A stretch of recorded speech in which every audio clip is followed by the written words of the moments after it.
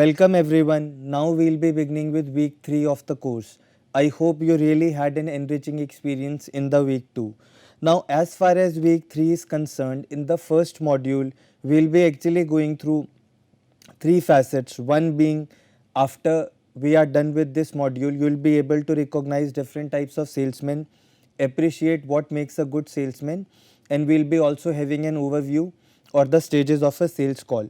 But I think before we take this further, let's talk about one of the biggest delusion. This can also be another myth that people usually have this kind of a thought process that there is only one kind of a salesman, the one who is out in the streets, or maybe you might see him visiting various shops taking orders, or someone who might ring your doorbell and might even pitch you some of the products. But I think that is one aspect, or maybe in a way we can say that this is another myth which we will be breaking now. So this is the best time to get over this delusion. Before we further start understanding the various kinds of salesmen that exist, we need to understand two key concepts. One of them being service selling and the other being development selling. Now service selling simply means that you are maybe taking orders or selling more products to your existing customers, which means you are only selling more quantity of the products to those customers who are already buying from you, or maybe who know about your organization, or let's say maybe who have purchased products from you in the past or might not be placing the orders now. So you will try to catch hold of them and you will try to pitch them with more of the products that an organization has come up with. Whereas the other facet is precisely about development selling. Now development selling is more about trying to convert prospects to customers, which means you are completely focusing on those customers who have not been purchasing from you, or in other words, maybe we can say these are those set of prospects who have kind of never had a favorable opinion about your organization. So you are now trying to build a positive approach as far as they are concerned, so that they start buying from you. So I'll again sum up this. Service selling is more about selling more to your existing customers or clients, whereas development selling is more about finding new customers or the people who have not purchased from you till now.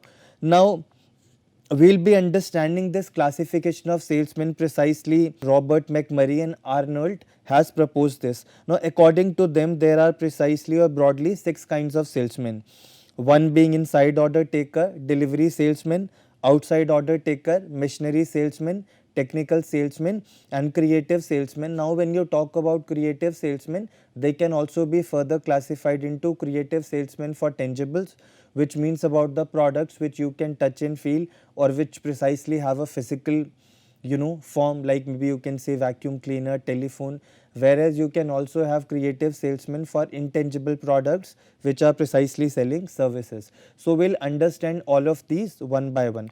Now when you talk about an inside order taker, he is someone who stands behind the counter. I think maybe you can understand this particular kinds of salesmen from maybe your experiences of visiting a departmental store, or maybe a branded apparel store, or grocery store.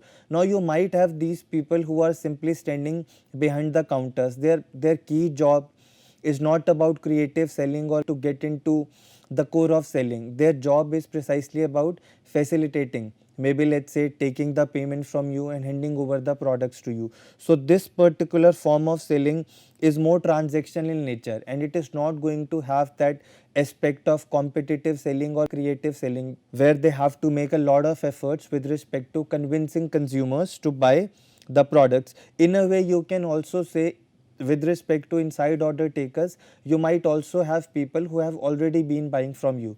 They just come to the store, they already know what they are going to buy. The inside order taker simply facilitates the selling process and the job is done. Now the another category that you have is precisely of delivery salesman. Now a delivery salesman key responsibility is to deliver the products. And why we are considering this as an aspect of salesman is, see, when the delivery is done is most efficient way, or the person who has went out to deliver the product kind of gets into this mode of treating the person who is taking the order in one of the best possible ways, or striking a conversation with them in a way. If everything is done right with respect to delivery, we might create an element of satisfaction which might bring in more orders. But otherwise, in a very simplistic way, you can say delivery salesman is more about, let's say, someone who could be delivering milk, or let's say eggs or bread, butter, things like these at your doorstep. So the third category which precisely we are going to understand is outside order takers. Now when you talk about this kind of a salesman, he is precisely someone, who will be fulfilling the request of, let's say, retailers, wholesalers. Now this can happen in two ways. Either he might get calls from them, then he might fulfill their orders by visiting their premises, or in a way he might visiting various retailers and wholesalers and take their orders and then kind of supply products to them. Now these kind of salesmen usually work on designated routes, which means like, they might have been working on the same routes since long. Maybe you can say, let's say if you talk about a particular city, Delhi, then someone who could be taking orders from retailers in Connaught Place, that can be said as an order taker, but only in the context if he is kind of working in the field and has been dealing with them earlier also. Now this kind of selling also involves very minimal creative selling that doesn't requires the other person to be very creative. Now the fourth category which we are going to understand is of a missionary salesman. I think we have already talked about missionary salesman 2 or 3 times earlier, but again I would put this in perspective. The core job of a missionary salesman is to build the goodwill or to enhance the knowledge of the prospects or consumers about the products which an organization is offering. To underline the fact that missionary salesmen never take direct orders. Their only job is to talk to prospects or clients or customers and work towards building a goodwill so that they start evaluating the organization or the products which it is offering on a positive note. So I am again repeating it, a missionary salesman never take the orders directly, or they never pitch the products directly. I think maybe you can understand this with this example. Let's say if you're talking about a medical representative, right? When they visit doctors or when they talk to doctors, they actually tell them about the products, and in a way they'll be prescribing those medicines to the patients. Now who is going to come in picture is the medical stores, because they'll be recommending them to buy these or keep these medicines in stores, which eventually would be bought by the patients from them. Now when you move further, the other category which you are going to consider is technical salesmen. Now we can understand technical salesmen from two perspectives. One is, these are the kind of people who actually provide technical assistance to consumers. Let's say if a technical product has been sold, they might provide them user training, they might visit them or help them if there is a kind of error in functioning of that technical product. And this is definitely going to play a very big deal when it comes to B2B selling or industrial selling, because the product could be of very highly technical nature, right? So you might be wondering how this would drive sales. Now this particularly operates from the fact that if the technical salesman acts as a very good consultant to the client companies or to the consumers that he is dealing with, then it might kind of bring that element of satisfaction, which might even bring more of orders, right? This is more like delivery salesman. The facet is more like delivery salesman. But at many places you also might find the fact written that the people who are involved in selling very technical products in machinery, or precisely the products which are of very technical nature, could also be referred to as the technical salesman. The most important form, or maybe you can say the classification, is of creative salesman. Now which, as I was telling you, could be of tangibles, which means the products which you can touch and feel or which have a physical form, or maybe intangible services. Now this is one of the most difficult jobs, precisely because they actually go out and pitch the products, they meet the clients, so they need to have that creative acumen to kind of convince the prospects or consumers why this product is better than competitors, convince them about the unique selling proposition of the product, or maybe make them realize how this product is going to solve problem for them, or how the product is going to add value for them. Now you might be wondering why we need to understand this with respect to the differentiation between tangibles and intangibles. Simply because, see, when you talk about tangible, it becomes very easy to show them the product, to give them a demonstration. They can also touch and feel the product in many ways, right? But whereas when you talk about services which can't be touched, which can't be felt, it becomes more difficult to convince the other party, right? So in that case, the elements which actually make up or maybe bring in an element of, let's say, that conviction for the consumers or prospect is physical evidence, which means the material that you hand over it to them, the quality of that. See, that is also going to work in case of products, right? Because you, let's say, if you are planning to go for some coaching or training, you might perceive that particular service provider in the form of the material that it provides you, whether it is a brochure or it is any other material for your reference, the quality of it, that might kind of impact how you perceive that particular organization. Definitely it will work in products also, as I just said, but for services it makes more of impact because you can't touch and feel the services. You are only going to realize what how a service is in moment of truth, when it is actually being delivered to you. Like if you talk about a bank, you are definitely going to evaluate it on the basis of the people who are talking to you, let's say the officers who sit in a bank, the physical evidence, right? How the bank looks, the furniture or how it is designed, all those things. And definitely on the basis of processes, which means what is the path or route for taking services that you want. Or and this basically happens when you enter the bank, like which counter you are supposed to go to if you want to get an FD done, or let's say if you want a bank draft, things like that, or if you want to open a new account, what is the process that is being followed for that. So that's why in services gets a little more difficult, right? So now I think let's decrypt this image. So many of you might wonder why this, because see, this is also going to bring in a perspective about salesman classifications. Now on one side what you see is definitely a hunter, and on the other side what you see is definitely a farmer, right? But again you might be wondering why this is, what role or in what context this can be placed in selling or sales management. Now let's look at hunters. See, hunters are precisely those kinds of salesmen who look out for new customers. They are very aggressive, and they are good at building rapport, but they never focus on long term association. Their key role, or maybe you can say their focus, is entirely on making sure that this sale should be closed, or let me have this number, or I just want to close this deal, which we have already discussed a lot of times is never going to be good for an organization in long term. But there is another perspective to that which we will be talking for sure. So when you talk about hunters, as I told you, that they only focus on closing the day's deal, or getting that account, majority of their time will go in prospecting and cold calling. And anyway I told you that they don't focus much on relationship building. So if you ask hunters what is your ideology or philosophy of sales, they would say it's completely a numbers game, because that's what they focus on. But when you talk about farmers, they heavily focus on investing long term relationship. For them what matters is the association that they want to have with the clients. It is more like a farmer, they focus on nurturing relationship, right? As a farmer nurtures its farm and then it bears the fruit. Likewise, similarly, if you look at the concept of farmers in sales management, they focus on nurturing relationships. They are never going to focus on closing the deal on day one. Their focus is more going to be on working on that relationship, understanding their processes and functions, and then kind of having that focus of being a consultant or maybe a collaborator to them in long term.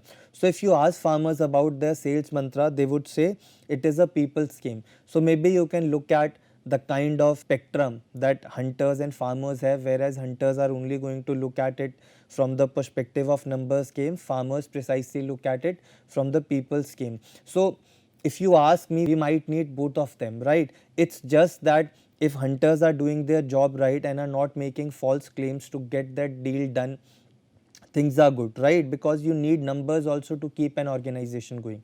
Whereas if you talk about farmers, if they work in tandem with hunters, this is definitely going to be very magical, right? Because see, in a way you are closing the deal also, and you are kind of working on that long term relationship also. But still you need to see the composition that your organization might require. So I leave you with that thought to think, what would be the best composition in an organization. Definitely that is going to maybe depend upon in which facet of an organization is, or which stage with respect to certain products, right? Or what is the long term orientation of an organization, or what does the leadership thinks. All these things are going to make a lot of difference, right? But I leave you with that thought. Now, as we have discussed about various kinds of salesmen, and we also spoke about, hunters and farmers, let's see the evolution of a salesperson's role. Now we are going to look at it from various eras that exist, right? And we look at it from the perspective of sales force objective, their orientation, critical tasks that they are required to do, the activities which they are required to be involved in, and what is their role with respect to various orientations, whether it is production orientation, sales orientation, marketing orientation, or partnering orientation. Now production, you all know, the whole game is about kind of manufacturing a lot of products, decreasing the cost and making sure that the product is available at many places and easily available. Whereas in sales, it is more about clearing the stock and making sure that the products which are available or maybe which are lying in an organization could be converted readily to cash. Whereas if you talk about marketing orientation, this primarily focuses on understanding consumers' needs. Whereas in partnering, you kind of have your full-fledged focus on being collaborative or co-creating value with your customers or prospects, or maybe you can say clients. Clients are those people who have been buying from you time and again. Now in partnering is more like that collaborative relationship. Now let's look at the sales first objective in production, sales, marketing and partnering. Now in production, it is definitely going to be making sales, right?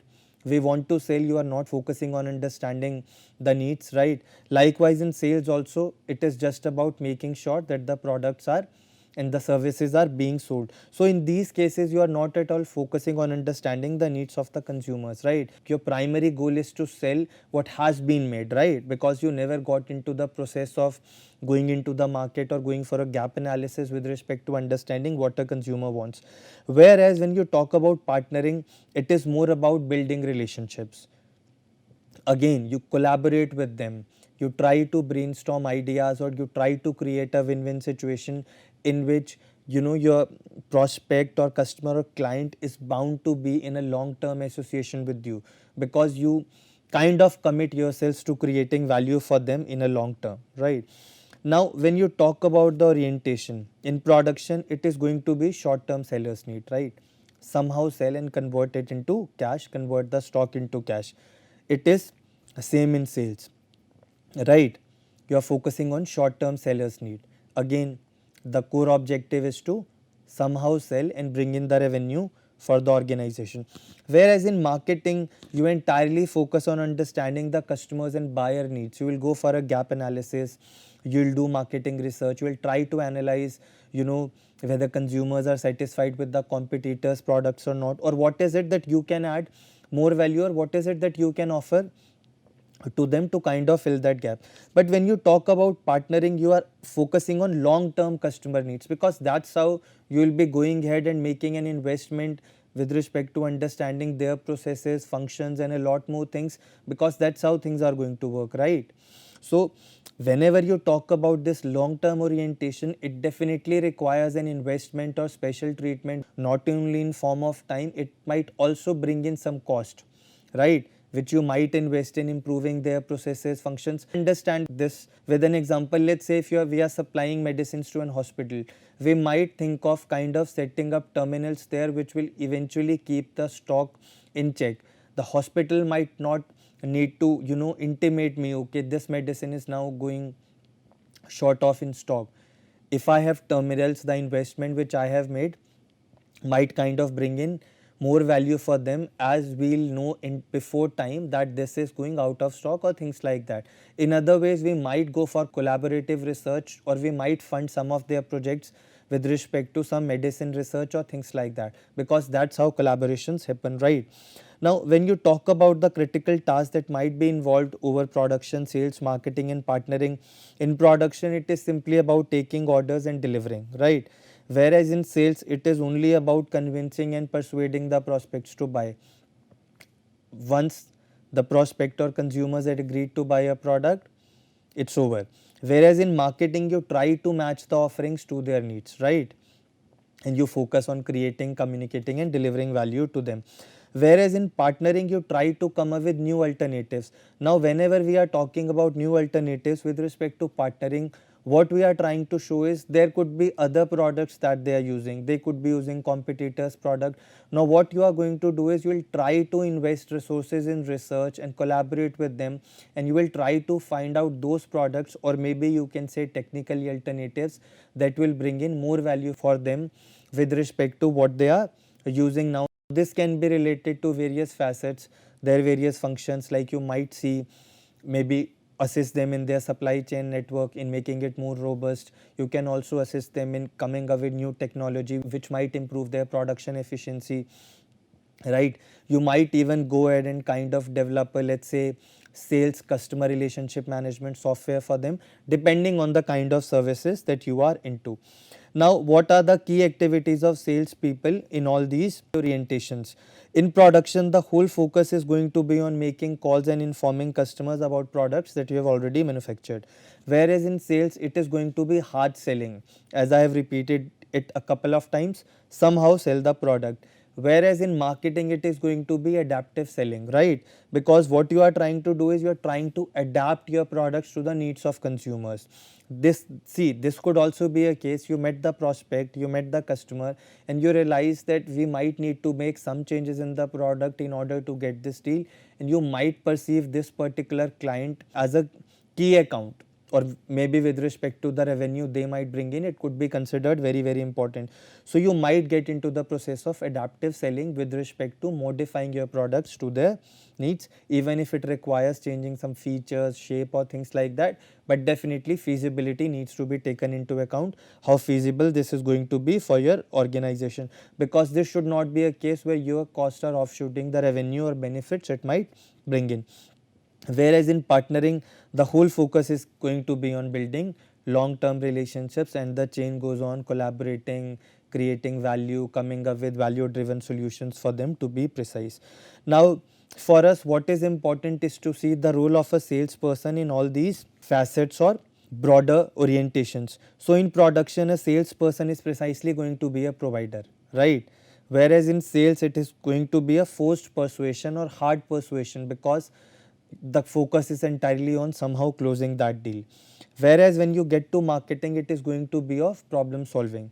As we always say in marketing, you should not focus on selling, you should focus on solving the problems of your prospects or customers. Whereas when you talk about partnering, you are entirely playing the role of a value creator, which again shows that you are trying to provide a lot of benefits to your prospects or customers, maybe by working on technology or working on maybe, let's say, some other facets which will not lead to a compromise on the quality but will bring down the price a little, or maybe in a way it will improve a lot of efficiency for your prospect. So this is one important thing which I wanted you to understand, specifically when you talk about the perspective of a or role of a salesperson in production, sales, marketing and partnering orientation. You might be wondering why this particular image. So this is more like a game. So what I want you to do is precisely think about what are the various kinds of job that the person that you see on screen might be suitable for, right? Think about it a little. So I think some of you might think, okay, this is more like, someone who will be good for a gardener job, or you might feel he's someone who might be suitable more for a, let's say, job in a food restaurant or delivery services or something like that. Some of you might also feel that he could also be good in the job of, let's say, mechanic or something like that. Now the whole idea is, right, specifically with respect to this, is making you realize that these are the various kinds of notions that we usually have when we look at people with respect to what they are wearing or how their appearance is. Like, let's say if you see someone in a very hi-fi suit or maybe something like that, you might feel, okay, they are on a very high level position or a managerial profile, because that's how we start associating people with their appearance or what they are wearing.